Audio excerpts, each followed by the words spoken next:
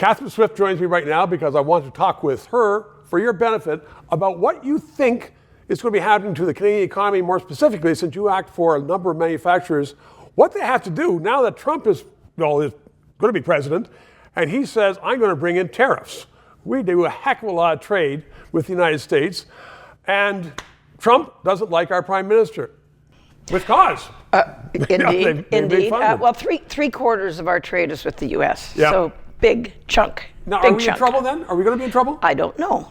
It depends. Let's not forget, when Trump was last in, Harper managed to negotiate an agreement that exempted Canada from a lot of the tariffs that Trump smacked on other countries. Yes. So that I would certainly hope that is an eminent possibility again. And it's also to the U.S.'s interest. There's a lot of integration. It just doesn't flow one way.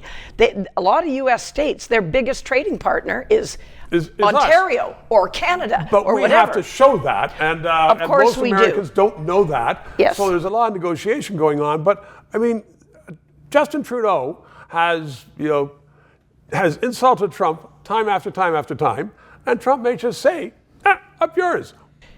I would hope that he's getting advice from some pretty smart people now. I think J.D. Vance has got a good head on his shoulders, for example. Elon Musk is a quirky guy, but he's no dummy.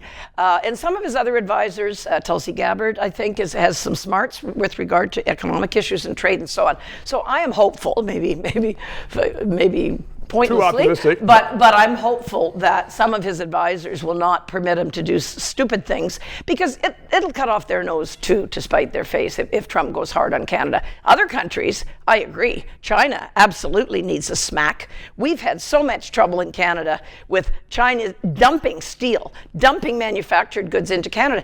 Even our own trade tribunal at times said, nope, that should be punished. And our own government, Liberal government, overturned the rulings of our Canadian Trade Tribunal, which was in favor of Canadian manufacturers. So we need, Trump or no Trump, we need a big rethink of our trade situation and how our poor manufacturers and other businesses as well in other sectors, they can't compete now.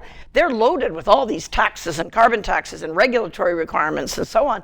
And then we let people import into Canada that don't have any of those things that they're facing. It's not fair. That's because of Trudeau's personal affinity for China. In part, for sure, in part, yeah. But it's also happening with other countries. But China is by far the biggest offender. So you're optimistic that even though I assume there are going to be many, many changes going on between us and Canada, between the United States and China, you think you're optimistic that Canadian manufacturers are going to come out on top?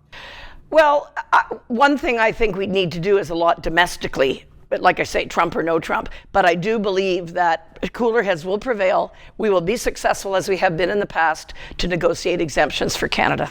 I love your optimism. Catherine Swift, thanks very much. 3 minutes. To those of you who have subscribed and donated, a heartfelt thank you. You're keeping us on the air.